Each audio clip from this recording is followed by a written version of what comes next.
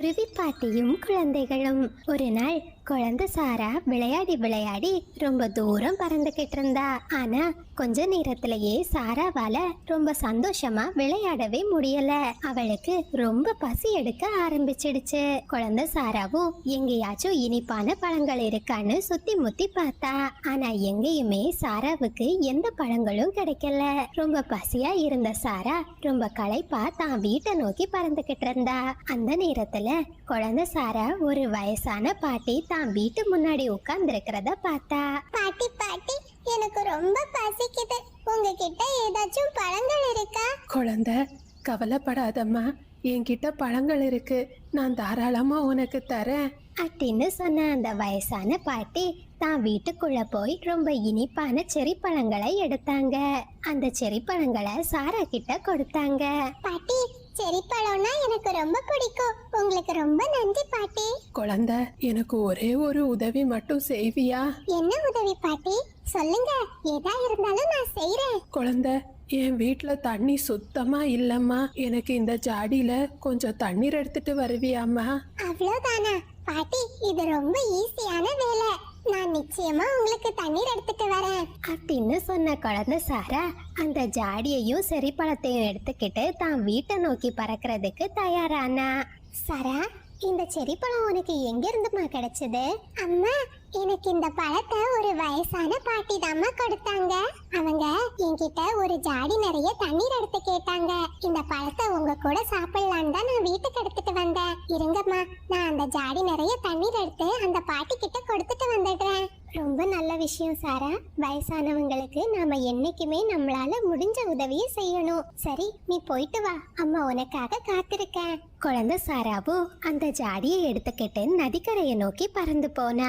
அந்த ஜாடி முழுவதும் தண்ணீரால நிரப்புனா. அந்த ஜாடியை எடுத்துக்கிட்டு வயசான பாட்டியோட வீட்டை நோக்கி பறந்து போனா. பாட்டி, இந்தாங்க, நான் ஜாடி முழுவதும் தண்ணீரால நிரப்பிட்டேன். ரொம்ப சந்தோஷம்மா, உனக்கு ரொம்ப நன்றி. உங்களுக்கு எப்போ எந்த உதவி செய்யணும்னாலும் என்கிட்ட சொல்லுங்க, நான் கண்டிப்பா செய்து தரேன் அப்படின்னு சொல்லிட்டு சாரா மறுபடியும் தன்னோட வீட்டுக்கு வந்தா. மீனுக்குருவியும் சாராவும் ஒன்னா சேர்ந்து அந்த இனிப்பான செரி பழத்தை ரொம்ப சந்தோஷமா சாப்பிட்டாங்க. அப்படியே மறுநாள் பொழுது விடிஞ்சது. குழந்தை சாராவோ ஒரு அருவிக்கரையோட பக்கத்துல உட்கார்ந்து தண்ணீர் பாயிற அழக ரசிச்சுக்கிட்டு இருந்தா. அந்த சமயத்துல ராணிக்காகத்தோட பையன் ராஜு அந்த பக்கமா பறந்து வந்தான். சாரா, உனக்கு இனிப்பான பழமரங்கள் எங்க இருக்கும்னு தெரியுமா? எனக்கு ரொம்ப பசியா இருக்கு. எனக்கு பழமரம் எங்க இருக்குன்னு தெரியாது, ஆனா ஒரு வயசான பாட்டி இனிப்பான செரி பழங்களை கொடுப்பாங்க. அப்படின்னா அந்த பாட்டியோட வீடு எங்க இருக்குன்னு சொல்லு. அதோ அந்த மலையோட பக்கத்துல தான் ஒரு மரக்கிளையில அந்த பாட்டியோட வீடு இருக்கு. உடனே ராஜுவும் ரொம்ப வேகமா அந்த பாட்டியோட வீட்டை நோக்கி பறந்து போனா. பாட்டி பாட்டி, எனக்கு ரொம்ப பசிக்குது பாட்டி, எனக்கு தயவு செஞ்சு இனிப்பான செரி பழத்தை கொடுங்க பாட்டி. மகனே, நீ கவலைப்படாத, என் வீட்டுல நிறைய இனிப்பான செரி பழம் இருக்கு, நான் உனக்காக அதை தரேன் அப்படின்னு சொன்ன பாட்டி அந்த செரி பழத்தை எடுத்து ராஜு கிட்ட கொடுத்தாங்க. ஐயா, செரி பழம் கிடைச்சிடுச்சு. சரி பாட்டி, நான் என் வீட்டுக்கு கிளம்புறேன். மகனே, ஒரு நிமிஷம் இருப்பா, எனக்கு ஒரே ஒரு உதவி செய்ய முடியுமா? என்ன பாட்டி, என்ன உதவி? சீக்கிரம் சொல்லுங்க. மகனே, எனக்கு நதிக்கரையில இருந்து இந்த ஜாடி முழுவதும் தண்ணீரை எடுத்துட்டு வந்து தருவியா? சரி பாட்டி, நான் எடுத்துட்டு வந்து தரேன் அப்படின்னு சொன்ன ராஜு ஜாடியையும் அந்த செரி பழத்தையும் எடுத்துக்கிட்டு தான் வீட்டுக்கு போக தயாரானா. அம்மா அம்மா, இங்க பாத்தீங்களா, நான் ருசியான செரி பழத்தை கொண்டு வந்திருக்கேன். ஆமா, அது இருக்கட்டும் ராஜு, அது என்ன உன் கையில ஒரு ஜாடி இருக்கு? இதுவா? அம்மா, எனக்கு இந்த பழத்தை ஒரு வயசான பாட்டி தான் கொடுத்தாங்க. அவங்க இந்த ஜாடின் முழுவதும் தண்ணீர் எடுத்து கேட்டாங்க. டேய் ராஜு, எல்லாருக்கும் சேவை செய்யறதுக்கு நீ என்ன அந்த பாட்டியோட வேலைக்காரனா? இப்படிதான் பழத்தை கொடுக்கற மாதிரி கொடுத்துட்டு தினமும் உனக்கிட்ட ஏதாச்சும் வேலையை வாங்குவாங்க. முதல்ல அந்த ஜாடிய தூக்கி போடு. தான் அம்மா இப்படி சொன்னதுமே குழந்தை ராஜுவும் அந்த ஜாடிய தூக்கி போட்டுட்டான். அம்மா, நான் ஒரு பழத்தை சாப்பிடுறேன், நீங்க ஒரு பழத்தை சாப்பிடுங்க அப்படின்னு சொன்ன ராஜு தான் அம்மாவுக்கு ஒரு பழத்தை கொடுத்துட்டு அந்த செரி பழத்தை சாப்பிட ஆரம்பிச்சான். ஆனா அந்த செரி பழத்தோட சுவை வேப்பங்காய மாதிரி ரொம்ப கசப்பா இருந்துச்சு. சீ, தூ தூ, அம்மா இந்த பழம் ரொம்ப கசக்குதுமா, இத சாப்பிடவே முடியல. உங்களோட பழம் எப்படி இருக்குன்னு சாப்பிட்டு பாருங்க. உடனே ராணிக்காகமும் தாங்கிட்ட இருந்த செரி பழத்தை சாப்பிட்டுச்சு. சீ, தூத்து. மகனே ராஜு, இந்த பழமும் ரொம்ப கசப்பா இருக்கு. அந்த வயசான குருவி உன்னை நல்லா ஏமாத்திடுச்சு. ஆமாம்மா, நீங்க சரியா சொன்னீங்க. இந்த கசப்பான காயை என்கிட்ட கொடுத்துட்டு என்கிட்ட வேலை வாங்க பாத்திருக்கு அந்த வயசான பாட்டி. நாளைக்கு அந்த பாட்டிய போய் ஒரு வழி பண்றேன். அப்படியே மறுநாள் பொழுது விடிஞ்சது. ராஜுவும் ரொம்ப கோபத்தோட அந்த வயசான பாட்டியோட வீட்டை நோக்கி பறந்து போனா. அந்த சமயத்துல சாராவோ செரி பழங்களை வச்சுக்கிட்டு உட்கார்ந்திருந்தா. ஹே சாரா, அந்த பாட்டி இனிப்பான பழங்களை கொடுப்பாங்கன்னு தானே நீ சொன்ன. ஆனா நேத்துக்கே கசப்பான செரி பழங்களை கொடுத்தாங்க தெரியுமா? என்ன ராஜு சொல்ற?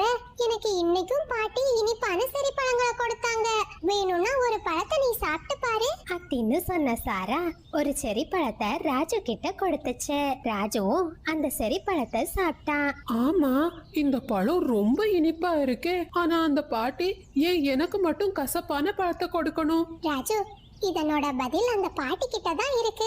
வா, நாம ரெண்டு பேருமே அந்த பாட்டி கிட்ட போய் கேட்கலாம் அப்படின்னு பேசிக்கிட்ட ரெண்டு பசங்களும் அந்த பாட்டியோட வீட்டை நோக்கி பறந்து போனாங்க.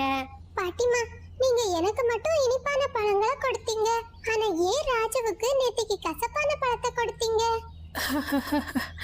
என் அன்பு பசங்களா, நீ ரொம்ப நேர்மையாகவும் கடின உழைப்பாளியாகவும் பெரியவங்களை மதிக்கிறவளாகவும் இருந்த. அதனாலதான் உன் செயலோட பலன் ரொம்ப இனிப்பா இருந்துச்சு.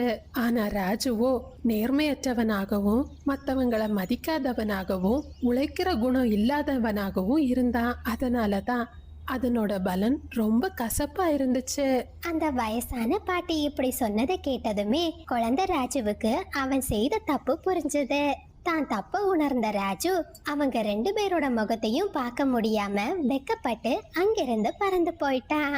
பசங்களா, இந்த கதையில இருந்து நாம என்ன தெரிஞ்சுக்கலாம்னா, கடின உழைப்பு, நேர்மை, பெரியவங்களை மதிக்கிறது, இந்த 3 குணங்களும் நம்ம கிட்ட இருந்தா அதனோட பலன் ரொம்ப இனிப்பா இருக்கும்.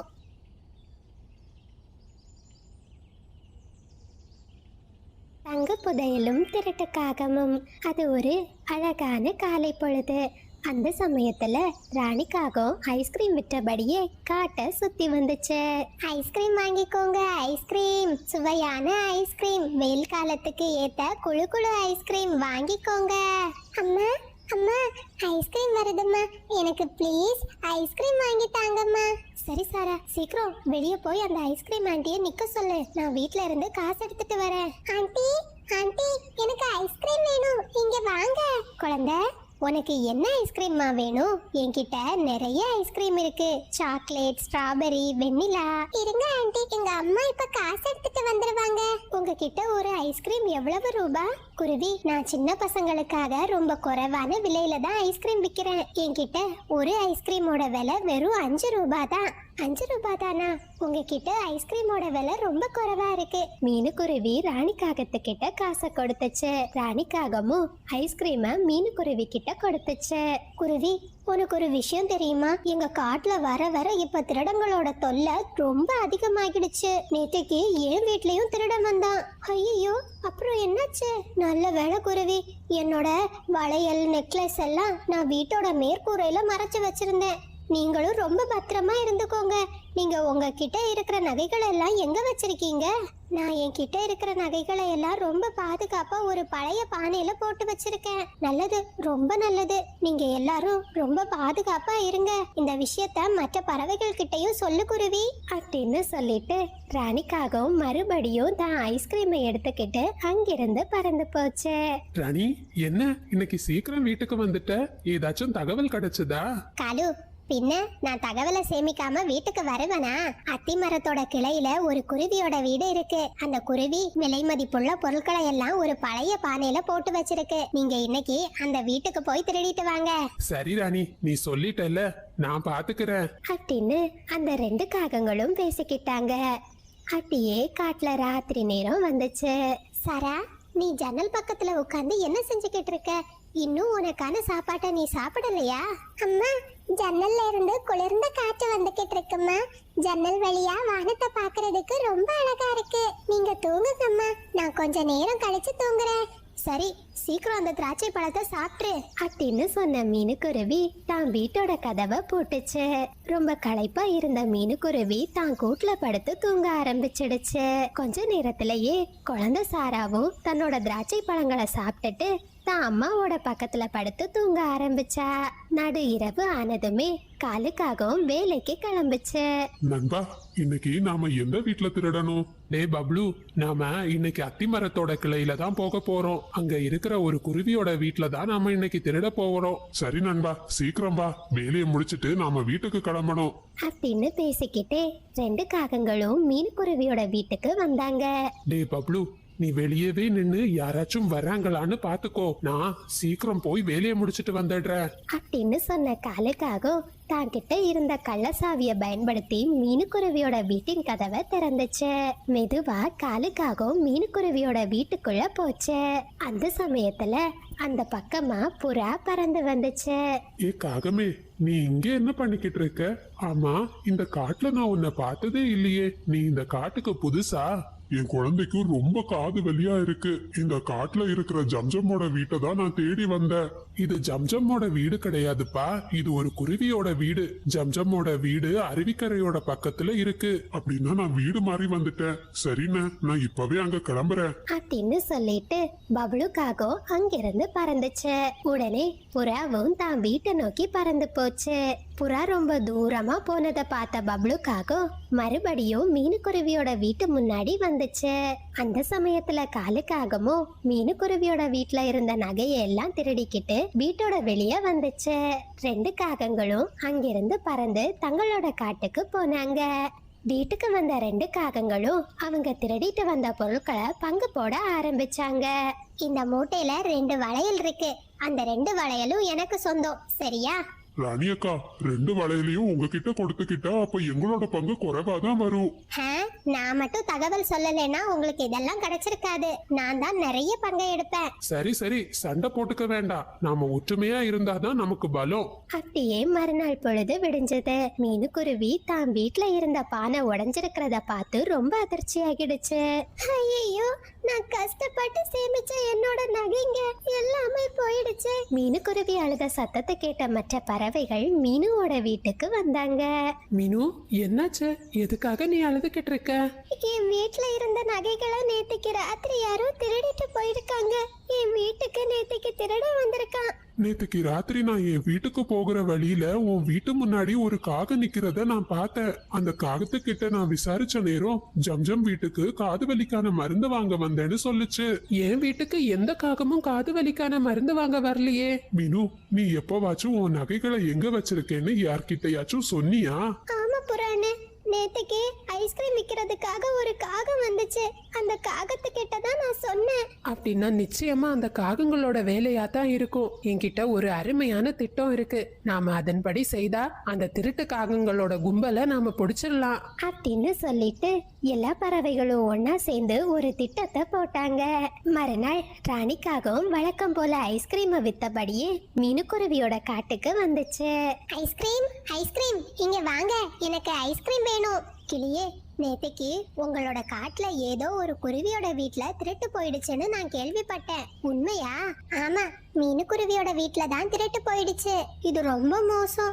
நான் என்னோட நகைகளை எல்லாம் பத்திரமா கூரை மேல வச்சிருக்கேன். ஆமா காகமே, நானும் என்னோட நகைகளை எல்லாம் பத்திரமா பீரோக்குள்ள வச்சிருக்கேன். சரி, இந்தாங்க அப்படின்னு சொல்லிட்டு ராணிக்காகவும் ஐஸ்கிரீமை கொடுத்துட்டு அங்கிருந்து பறந்து போச்சு. அப்படியே ராத்திரி நேரம் வந்துச்சு. ராணிக்காகவும் நகை இருக்கிற இடத்த காலுக்காகத்துக்கிட்ட சொல்லுச்சு. பிறகு வழக்கம் போல காலுக்காகமும் பப்ளுக்காகவும் கிளியோட வீட்டுக்கு வந்தாங்க. டே பப்ளு, வீட்டோட கதவு திறந்துதாண்டா இருக்கு. வா, நாம 2 பேரும் உள்ள போய் சீக்கிரம் நகையை எடுத்துட்டு வந்துடலாம். நான் வெளியவே நிக்கிறேன், நீ உள்ள போ. டேய், அந்த கிளி நகைகளை எல்லாம் பீரோக்குள்ள வச்சிருக்கான். நாம 2 பேரும் சேர்ந்தாதான் பீரோவை திறக்க முடியும். வா. 2 காகங்களும் இப்படி பேசிக்கிட்டு இருந்தத மரக்கிளையில ஒளிஞ்சிருந்த பறவைகள் கேட்டுக்கிட்டு இருந்தாங்க. காலுக்காகமும் பப்ளுக்காகமும் மெதுவா வீட்டுக்குள்ள போனாங்க. அந்த சமயத்தை பயன்படுத்திக்கிட்ட எல்லா பறவைகளும் வீட்டுக்குள்ள வந்தாங்க. உங்களால தப்பிக்கவே முடியாது. பறவைகளும் ஒன்னா சேர்ந்து அந்த 2 காகங்களையும் நல்லா அடிச்சாங்க. போலீஸ வர சொல்லி அந்த காக்கை கும்பலை பிடிச்சு ஜெயிலையும் போட்டுட்டாங்க. போலீஸும் அந்த காகங்கள் கிட்ட இருந்த திருட்டு நகைகளை வாங்கி மறுபடியும் மீனுக்குருவி கிட்ட ஒப்படைச்சாங்க. பசங்களா, இந்த கதையில இருந்து நாம என்ன கத்துக்கலாம்னா, பல நாள் திருடன் நிச்சயம் ஒரு நாள் பிடிபடுவான். இது சப்ஸ்கிரைபர் விருப்பத்திற்கான நேரம். மோகிஷா, கிருத்விக், துஷானி, குமரன், டரீஸ் எல்லா குட்டீஸ்க்கும் ஒரு பெரிய ஹாய். ரோஹித், சரண், ஸ்ரீகுட்டி, ஜீவதாரணி எல்லா குட்டீஸ்க்கும் ஒரு பெரிய ஹாய். ஜோஷிகா, மோக்ஷிதா, மோனிஷா, வின்சி, ராகுல், கிஷோர், டால்வின் எல்லா குட்டீஸ்க்கும் ஒரு பெரிய ஹாய். ஹாய் பிரணீதா, தியா, வர்ஷினி 2 குட்டீஸ்க்கும் ஒரு பெரிய ஹாய். ஹாய் ஜியா பாப்பா, லிங்கேஸ்வரி, ரித்திகா, கார்த்திகா, பாவனாஸ்ரீ எல்லா குட்டீஸ்க்கும் ஒரு பெரிய ஹாய். கௌஷிக், பிரணீஷா 2 குட்டீஸ்க்கும் ஒரு பெரிய ஹாய். ரித்தீஷ், உங்களுக்கு இனிய பிறந்த நாள் நல்வாழ்த்துக்கள். ஹாய் கல்பனா, பிரகதீஸ்வரா, தாரிகா, ஸ்ரீஜனனி, ஸ்ரீசரண், ஹேமேஸ்வரன், சபரீஸ்வரன் எல்லா குட்டீஸ்க்கும் ஒரு பெரிய ஹாய். ஹாய் நரேன் சாய், அம்மு, அச்சு, தாம்பு எல்லா குட்டீஸ்க்கும் ஒரு பெரிய ஹாய். நீங்கள் அனைவரும் அளித்து வரும் அன்புக்கும் ஆதரவுக்கும் மிக்க நன்றி.